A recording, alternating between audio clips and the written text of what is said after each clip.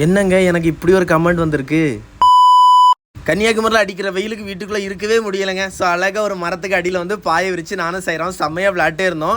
நல்லா வெசருது. சைராக்கு காது பக்கம்லாம் கொஞ்சம் டிஸ்டர்பன்ஸாக இருக்கும் போது எனக்கு ஃபீல் ஆச்சு. உடனே சீப் எடுத்து சைராக்கு அழகாக வந்து அந்த முடியை வந்து கெட்டி விடலான்னு சொல்லிட்டு அழகாக கோரி கொஞ்சமாக முடிய பிடிச்சிருந்தேங்க. அதை கெட்டும் போதே மனசுக்குள்ள ஒரு சந்தோஷம் இருக்குல்ல, நம்ம பிள்ளைக்கு நம்ம கெட்டி விட்றேன்ட்டு.